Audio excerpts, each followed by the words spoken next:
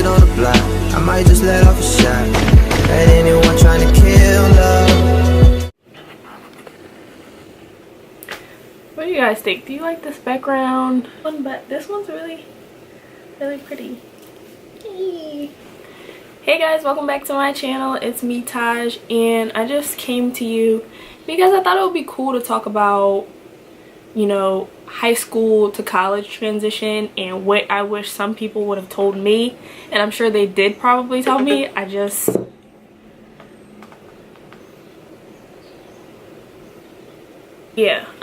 Community college is okay. Number one, it's cheap and it's perfect for people like me, because at the time I didn't know whether I wanted, like, what I wanted to do. I thought I wanted to do fashion design, and then I ended up signing up for fashion merchandising management at my first college, and then I ended up doing medical billing and coding.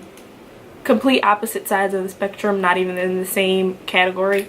So community college is perfect for people that don't even know what they want to do. You don't know what field you even want to go in. Maybe you just want to knock all those, you know, regular basic courses out of the park and then worry about what you want to do. So number one, community college is okay. I know it's not cool. I know you want the on-campus experience. You want to hang out. Maybe you don't want to stay at home. I get it. But if you're in a financial tiff like I was, and I really should have paid attention to it, go to community college. Try your best. Go to community college. Also, I wish I would have picked, you know, a school further away. And the reason I say that is because number one, I was an only child. I'm spoiled.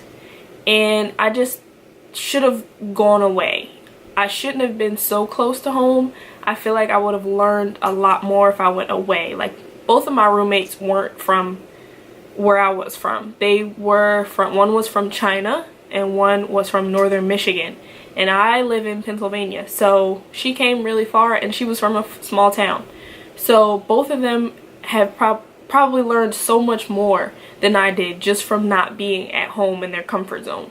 So that's another thing I would suggest, is that you get out and go further away from home and really test your independence and find who you are. Another thing is, I know this is like the opposite of what a lot of people told me. Worry about the loans later. If you, and this is more for the people that know what they want to do so that you're not wasting money, research your schools, go visit, let it marinate. And if you don't have parents that are going to sponsor you, worry about the loans later. Worry about the money. You'll pay it back later. Go for something you actually want to do, or that to the best of your knowledge you know that you want to do. And, you know, sign up for those scholarships. I know it's annoying to write those papers. I hate that they make you write stupid papers asking, like, if I didn't need the money, I wouldn't be asking you for it. Why do you need me to write an entire business plan on what I'm going to do with the money? Like, that's ridiculous.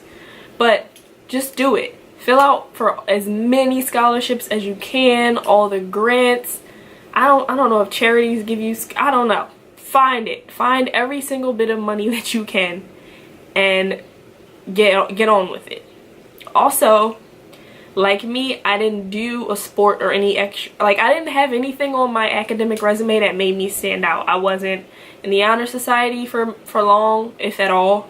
I didn't do any sports. Nothing was standing out to make me stand out. If you can, when you get to college, well, I wouldn't suggest doing a sport your first year because it is an adjustment, and a lot of people sleep on the adjustment between high school and college. And I guarantee you, your high school did not prepare you for college, because I went to a public high school, and I went to a rather good public high school, and I still was blindsided, okay? So they coddle you in high school. They act like they're not gonna baby you, but they are babying you. By the time you get to college, you're gonna be like, what? Some people fly off the rails with all the freedom. Other people buckle down really quickly. I flew off the rails with all the freedom. Hence why I had to leave and do something else, and now I'm in so much debt. Also, something I wish someone would have told me, when you get to college, the people in college are trying to find themselves. And during that process, you're going to come across a lot of different people. Number one, most likely your college is full of people from all over the place. And you know, I'm a young African American woman, so when I got to college, I went to a college in my city which I thought was like wasn't gonna be a big deal. Boy, was I wrong. I learned a lot about diversity and like interracial relations, as in socially, and I learned a lot about people from small towns and their mindsets versus people from the city, or people who have never been around so many people of color, and vice versa.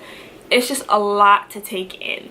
And then like on another scale, you meet people who just were raised different, and not having anything to do with their race, just more so like their manners.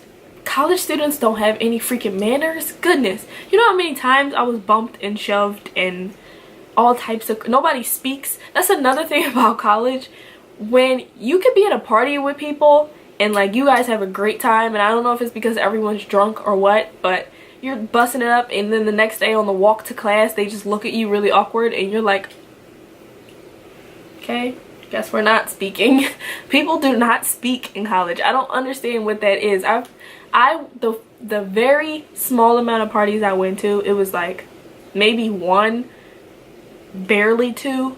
I would speak to people. People would even put me in their pictures, and then the next day I wouldn't get anything. I wouldn't get a hey, that party was fun, or I would like look at them and smile and they would just look at me, and it's like, bro, I wasn't raised like that. I always speak. Like I just do. That's what you're supposed to do. It's friendly, it's polite, it's respectful. College students don't speak. But anyway, I digress.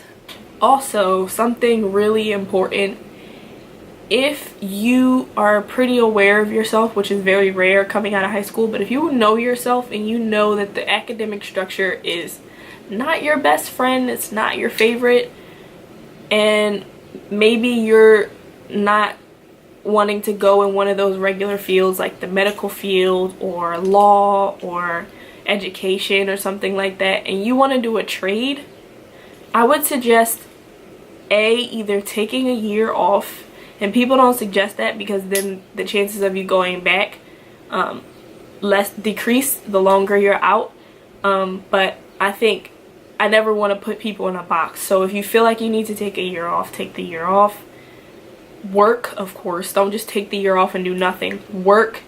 Maybe you want to travel a little bit with your money that you work for, or go to a trade school and pick up a trade and make some money until you decide, you know, your bigger goal or something more you want to move towards. So I'd strongly suggest taking a year off also if you feel like you don't want to jump right in, you need an easier transition, or you want to take 1 or 2 classes at a time even. That could work also. So yeah, I hope this video helped you guys, and I will see you in the next one.